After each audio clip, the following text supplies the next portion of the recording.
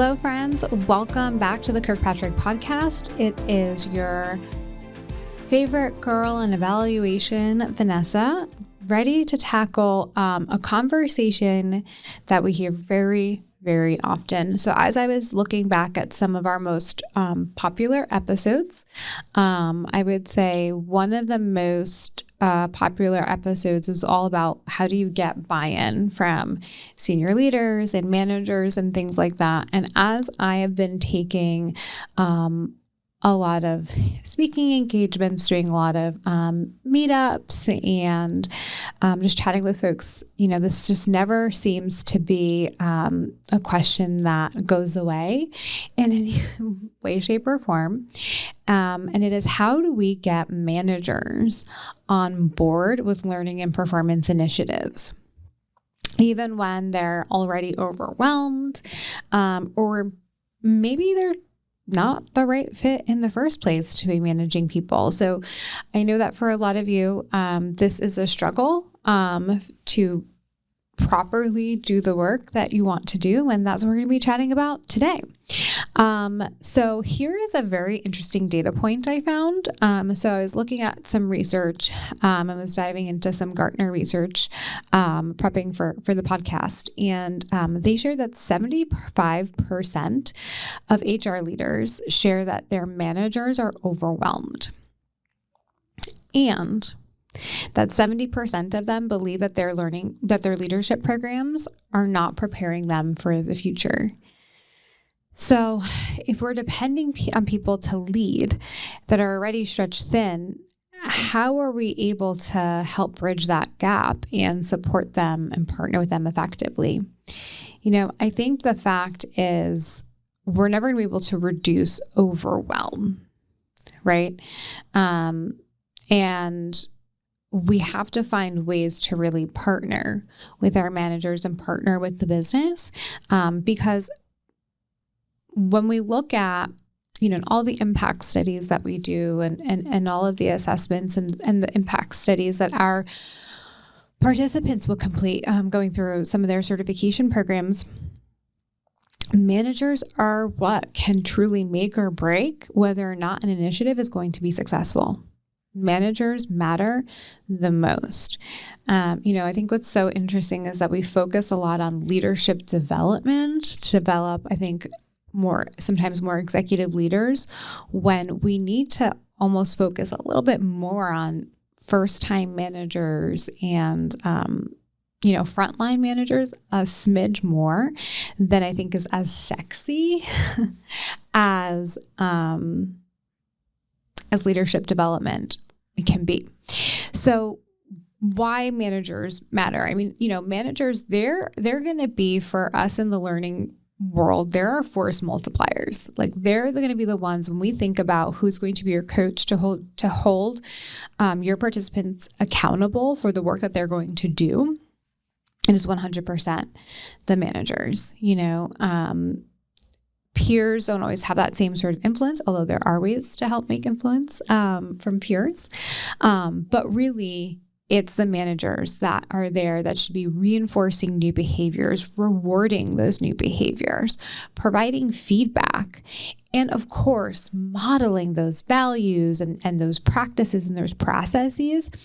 So that way training can move, off the shelf, if you will, and into daily practice. If we think about, like, my kids, they learn everything, well, not everything, but a lot of things from my behavior. So, like, for example, this morning, Giselle said freaking, and, they both know I don't love when they say that. And yet she said it. And why did she say it? Because Giselle 100% has heard me use a very different F word. And she picks up on that behavior because I am her manager and I am what she sees. And really great parenting, Vanessa. You said the F word around your 9-year-old. Well, now she's 9. And so these are the things that she picks up. And then, of course, there other healthy behaviors, to be clear, that my daughter has picked up from me, like her love of salads and what we call rabbit food, lettuce and tomatoes. So there are some good things in there, y'all. And y'all saw her on the podcast. You know that she naturally has like training in her. But anyway, this is what happens at work too, right? Like in a way, our manager is a guardian for us, and we model the behavior that they exhibit. So if they tell us to forget, or if they, do not apply what they learn when they go to training, I'm, as the employee, I'm not going to feel more obligated than my own manager. I'm going to follow my manager's lead because they set tone and culture. And I think when we think about that, like your manager sets tone and culture, it really becomes like this trickle down effect, but it could also go up as well. But anyway, so I think when we think of the opportunities that our managers have, they absolutely have the ability to be the ones that, help to guide and help shepherd, and we need to be providing them guidance on how do you guide and shepherd. One of the questions that, I often have is, how are we preparing our managers to be these coaches? Many managers don't sign up to be a coach. They were promoted because of their technical capability, their expertise, and not necessarily their leadership ability. And yet we then hold them to this rubric, if you will, like your performance plan or your performance management plan, and these competencies for being a manager, but they were never going to be a leader. They didn't even want to be a leader. They didn't like leading. They don't want to lead other humans. And so I think that there is some unfairness for our managers, if we're honest, that we're putting them in positions to coach, and we are not providing them with proper guidance to do so. And yes, we may provide them with some sort of like coaching module when they first become a manager, but it doesn't really, that's not enough, right? I think every program that we put out there has an opportunity for us to create some sort of coaching guide and things like that. So let's talk a little bit about some common obstacles that, I'm hearing from you all. And if you have another obstacle, we'd love to know more. So please reach out on LinkedIn or email us and share some of your common obstacles. But first, we hear a lot, managers are overloaded.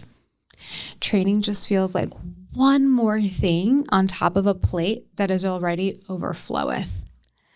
And I think that's where we have to be honest. It's like my thing about the housing market. I do not believe prices will ever go down.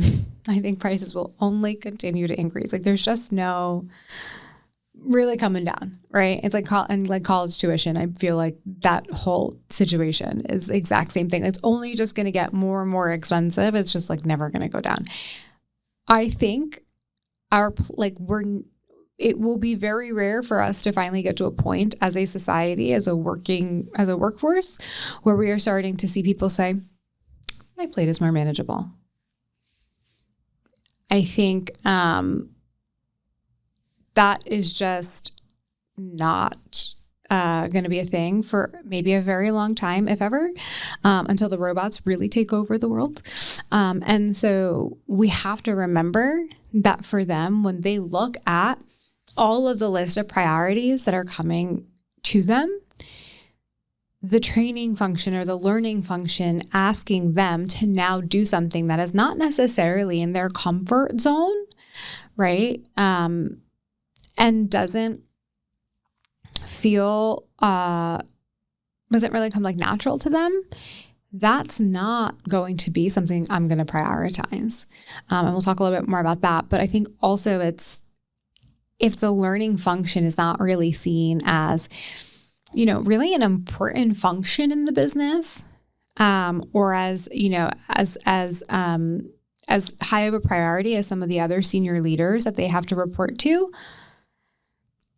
your request is going to get pushed to the bottom of the list because they're focusing on the request from the senior leaders that they deem to have more maybe political capital and things like that. Then there is also just straight misalignment. We often put out training that is not tied to business outcomes or that connects to them, or sometimes it's just flat out not realistic.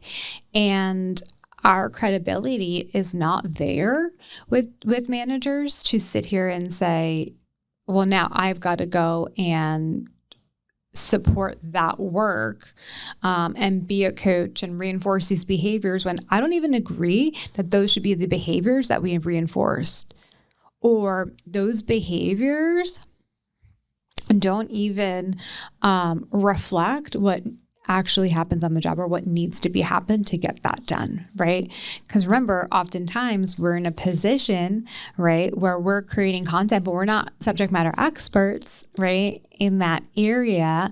We're subject matter experts in adult learning and instructional design and those sorts of things. And they are oftentimes the subject matter experts. They look at this content and they're like, yeah, no.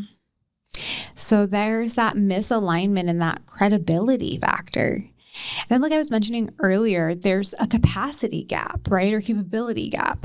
Again, coaching and feedback don't come naturally to everyone. It is a skill set. Micromanaging comes much more naturally to folks than coaching and delegation. To there. And so when we think of that, right, we have to remember our brain wants to do what is easiest, right? It wants to do what it knows, the shortcut it already has, right? And especially for those managers that have more technical expertise, right? Or technical capability and expertise, they are going to, instead of coach someone through something, they're going to tell them, this is what I would do this, and this, and this, right? As opposed to actually, doing the coaching and feedback, which takes a real skill set. I'll share one of the things we were talking about is, internally is kind of like our facilitation, our programs, right? Like our facilitated sessions. And, we were working on the summit and how it's, really more of it's a human design centered workshop. We're going to take it on the road. It's going to be great. You'll have to join us. But it's a facilitation, right? There's a very loose script in that things are planned when things should happen. But a lot of it is, in the moment, you're hearing from what is happening in the room. You can't plan for every single thing that is going to come out of people's mouths. And there's going to be a lot of coaching that comes alongside with it. And with that, the skill of, our facilitation team is going to have to change, right? So we're going to have to provide them with the support that they need to be more of these coaches and these guides, as opposed to just reading a script on a screen and following a flow, right?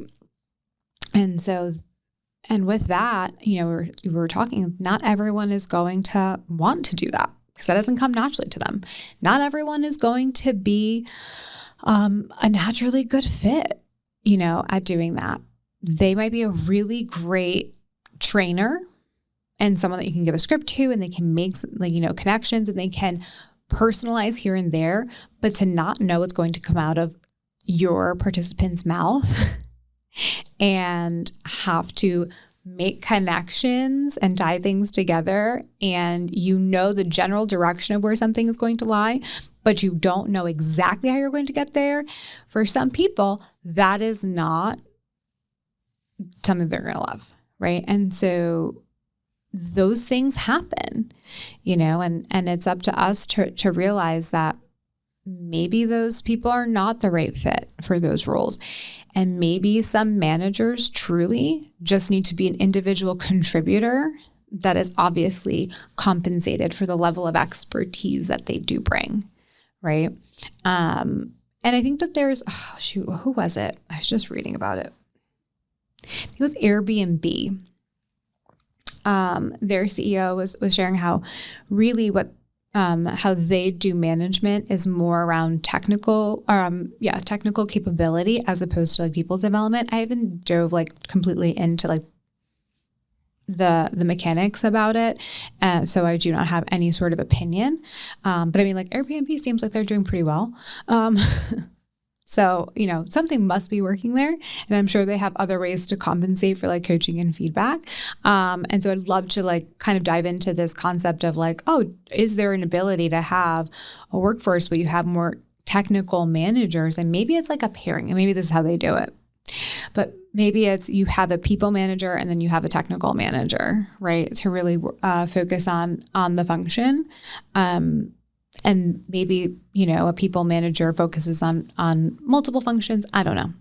I know that I'm adding more costs, and people are going to be like, Vanessa, you're having two managers who can barely properly pay one. But ideal world, everybody. But anyway, so I think that's part of it, and just knowing that it's just never going to be their thing. And these obstacles, like this is real. And this is why I love, diving into the analysis part of instructional design and really understanding not just about the intended audience for training, but knowing more about their like managers and things like that and the relationship with their managers, because this is how we can see what the obstacles are that we're going to have to overcome. Because when you just ignore that these obstacles exist, it actually just creates more resistance. It's like if we actually address it, people feel heard and seen, and resistance actually comes down. So I wanted to spend a little bit of time talking about those obstacles. So our tips at KP for getting some managers on board. First things first, it's always our number one tip, no matter if we're talking about talking to learners, managers, senior leaders, external stakeholders, you always have to speak the other person's language. And you have to know how to shift and how you can adjust. Like, for example, I speak Spanish. I knew from a very young age, I could speak in English to my dad's parents and they would understand me and they would talk back to me in Spanish and I would talk to them in English. But yet when I talked to my grandparents, my mom's parents, I mean, let's all not lie. Like my Cuban grandfather definitely knew more English than he let on, especially when he talked about his money. But we had to talk to them in Spanish. It was not a thing to talk to them in English. We talked to them in Spanish. It was knowing your audience and speaking the language that they're going to respond to you in. And that's what we need to do, right? So we need to understand what is their language, what are their framings. We're not talking about learning. We're not talking about learning objectives. We're talking about what do you need for your employee to actually perform, to do their job, in the wise words of Coach Bill Belichick. Is today the first day of football? Yes, today is the first day of football at time of recording, not time of publication. So that's the first one. Always speak their language. What you want to do then also is make sure you're showing how the experience and the entire holistic plan that you're putting together connects to that manager's goals. So you have to understand, like, what is it that's taking up their day? What is it that is that they're so concerned about, that they might be getting heat about from their manager, right? Is it making their team more productive? Is it some sort of results? Is it, customer satisfaction, right? Is it reducing, claims? Is it processing times? These are the things that you want to understand and then say, hey, I know this is a really big initiative for you all and that you all are working on. And this is where keeping an ear to the ground is like what's happening in the business is really important. And this is how this program is actually going to help you do that. And you've got to paint them the vacation, right? Or sell them the vacation. We sell very often the process that sounds like crap. Like, I hate going to the airport. Ain't gonna lie. Flying is not like, it was in the past. I hate security. Clear lines are no longer short like they once were. Security is not fun to get through. I respect very much the OTS agents and like the stuff they have to go through. And I do enjoy like a little, sass. Not to me, but just like hear it, because sometimes it reminds me of being home in New Jersey. So, I do enjoy it a little bit. It's like I'm back home. But anyway, that part's not fun. Having to sit at the airport for 2 hours because I will be late to most things, but for the airport, I am like, I've got to be there by the 2 hour mark before. But like anything else, I'm like, we can get there when we get there. Although I will say as I fly more and more, I'm definitely more lax on this. But anyway, so that's, another thing we don't love to do. We don't love paying $7 for a bottle of water that we know that once we step foot on the other side of the airport is like $1.50. We don't love paying, and I do this all the time, for the snacks that are, again, $7, that at the Wawa is like $1.50, but we do it every time. Your meal, your cheeseburger and fries is somehow $30, but outside the door, $10. I mean, that might be a little low, but you know what I'm saying. But no one loves that part. But this is what we sell them. We sell them the process where you're going to do this, and then you're going to do this, and you're going to do this, and you're going to do this. And it just like sounds like a whole bunch of work, as opposed to painting like the vacation, you getting to the Maldives and the cool breeze of the ocean and the hut with the water that you can see in your living room, and waking up to a beautiful sunset here we go. Waking up to a beautiful sunset. Y'all, it's been a long day. It's the week before the summit. Okay. Waking up to a beautiful sunrise and, going to bed to a beautiful sunset. And, the people that you're going to meet and all the fun that you're going to have and little drinks with the umbrella. Like, who doesn't want that? And then you know what you put up with? You put up with this taking off your shoes at the security line because for some reason your shoe with very little metal made the metal detector go off. Not saying it was recent personal experience, but it was recent personal experience. And I knew I should have changed those shoes and I just didn't because it was this little tiny piece of like, the hook, and then here we were. Anyway, but you put up with that because I want to see the fishies underneath my living room. I want to lay in the hammock in front of the ocean. Like, I will do what I need to do to get there because I know the end state is where I really want to be. And that's when we're talking about like speaking the language. That's what you want to do. You also want to reduce as much friction as possible. I think we have an assumption that managers just know what is going on in training. And the fact is they don't, unless they've recently been through the program, they don't. And I can tell you that there are managers, I can tell you from personal example, there are managers that have gone through the Kirkpatrick programs that, want to send their team through. And it's like, we'll meet and we'll talk about it. And they're like, oh yeah, like I told them what to expect. And I'm like, oh wait, the program's changed. Let me tell you a little bit more about how the program has changed. And I offer, a lot of them, like for private programs, when it comes sit in, we love for you to check it out. So, that's part of it, that really helping them, understand what the process is going to look like, and not assuming that they know, outcomes and requirements and all of that. And so some sort of like sheet that you can provide that gives like a highlight of like, these are the things that we've covered. Here are the skills. Here are some questions, and like giving them the prompts, like make it so easy for them that it'd be silly not to do it because it's all right there in front of you.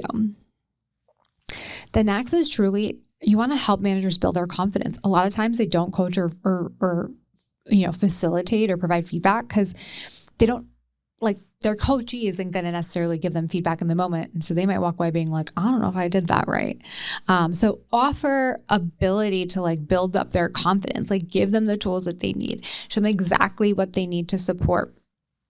Offer to like, if they need support in coaching their employees through whatever programs that you have, offer to work with them on it.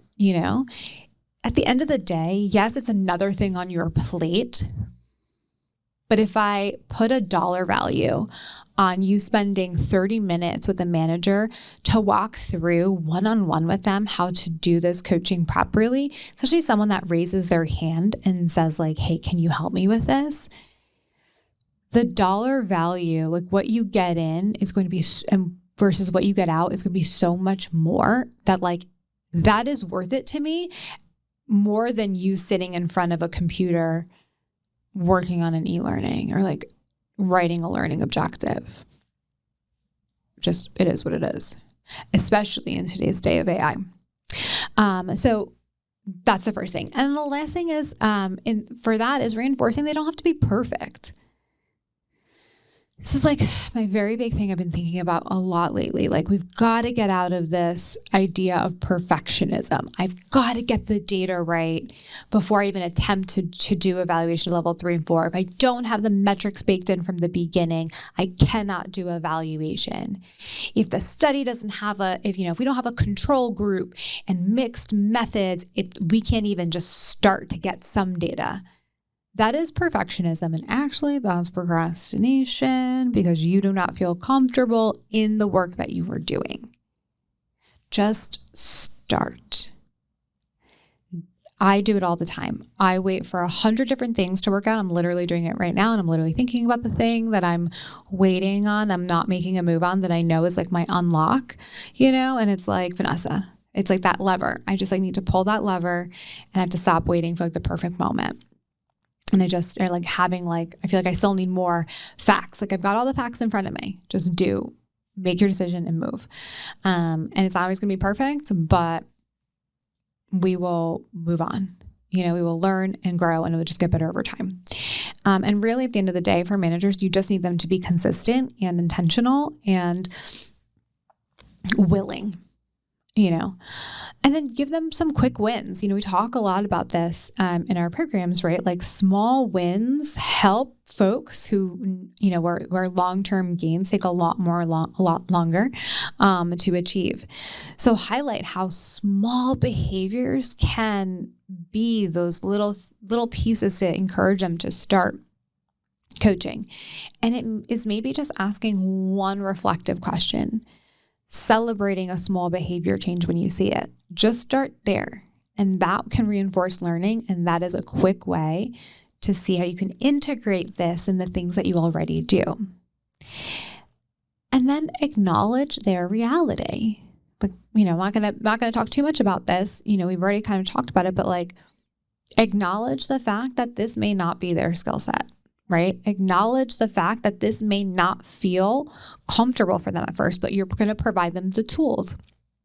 And then for those where this is just never going to be their thing, or they're so resistant, that's when you need to have conversations and say, within the organization, and say, we just don't have the right managers to support this, and managers have to support this work. What can we do in order to encourage these behaviors and get that management support?